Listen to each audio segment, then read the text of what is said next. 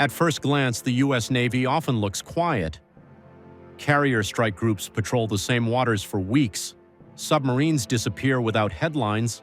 Supply ships move steadily without drama. Compared to jet fighters scrambling daily or ground troops advancing on maps, naval power can seem static.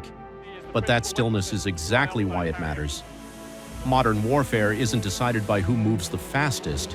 It's decided by who controls space, time, and access.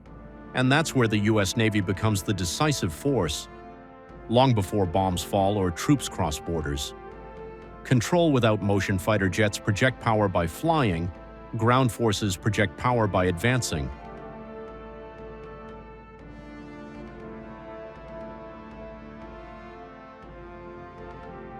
The U.S. Navy projects power simply by being present. A carrier strike group doesn't need to attack to influence events. Its presence alone reshapes enemy planning, forcing adversaries to divert aircraft, submarines, missile units, and surveillance assets just to track it. This phenomenon is well understood in modern military planning. Naval forces create pressure without constant movement. The ocean doesn't reward speed, it rewards position. The Navy owns the opening phase. Wars don't start with armies clashing, they start with access.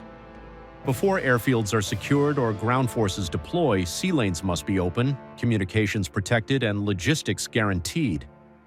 The U.S. Navy specializes in this silent phase, securing maritime routes, protecting undersea cables, positioning forces, and denying enemy access to key waters. By the time jets and soldiers appear in large numbers, the naval framework is already in place. Endurance beats. Intensity. Jet aircraft burn fuel in hours. Ground units require constant resupply. Naval forces, especially carrier groups and submarines, are built for endurance. A carrier can operate as a mobile airbase for months. Submarines can remain hidden for extended periods, shaping enemy behavior without ever revealing themselves. Logistic ships quietly sustain the entire system. This endurance allows the U.S. Navy to wait, observe, and decide when escalation happens on its own terms. Information dominance happens at sea. Much of modern intelligence flows through maritime systems.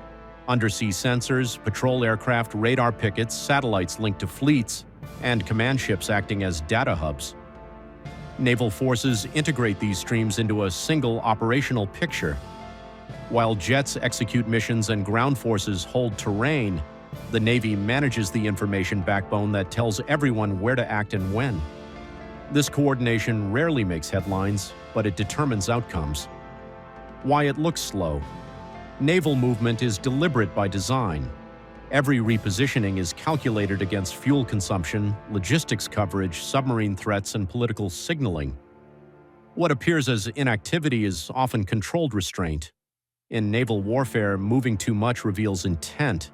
Staying put preserves leverage. The quiet decider jets deliver speed. Ground forces deliver control of land. But the U.S. Navy delivers something more fundamental: the ability to operate at all. Without sea control, jets lack bases and fuel. Ground forces lack supply and reinforcement.